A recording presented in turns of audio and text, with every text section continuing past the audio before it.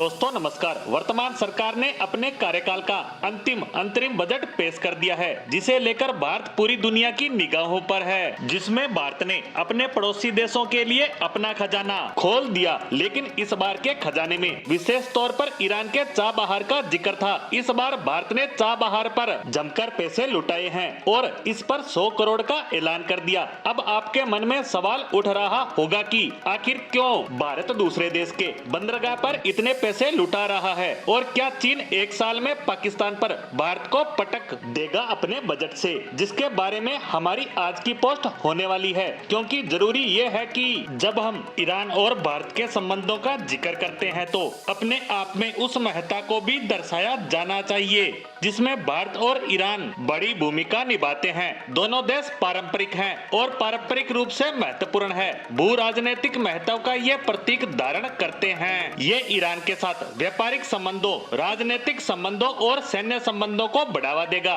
ये पाकिस्तान को दरकिनार कर अफगानिस्तान और भारत के बीच बेहतर संपर्क प्रदान करता है। जो चीन अपने आप को सुपर पावर कहता है, उसे इस बार भारत ने चाबहार से हाई वोल्टेज झटका दिया है, क्योंकि भारत ने चाबहार पर 100 करोड़ रुपए का ऐलान कर दिया है। अब ये तो आपको समझ आ गया होगा कि क्यों 100 करोड़ रुपए बरसाए गए चाबहार पर और चीन और पाकिस्तान को एक साथ पटक दिया अपने बजट की घोषणा से। अब एक सवाल यह भी उठ रहा है कि चाबहार बंदरगाह परियोजना क्या है और इससे भारत को कितना लाभ है। चाबहार परियोजना ईरान से भारत की कनेक्टिविटी में सुधार करेगा, जो अंतरराष्ट्रीय उत्तर दक्षिण परिवहन कॉरिडोर यानी इंस्टेक का मुख्य प्रवेश बिंदु है। ये भारत को रूस, ईरान, यूरोप और मध्य एशिया से भूमि, रेल और सड़क मार्ग से जोड़ता है। चीन भारत को अपने विभिन्न प्रोजेक्ट से चारों तरफ से घेरना चाहता है और इसी के जवाब में भारत ईरान के चाबहार को विकसित करने के लिए 20 अरब डॉलर यानी करीब 1363 अरब रुपए की परियोजना शुरू करने के लिए 2015 में हस्ताक्षर करता है।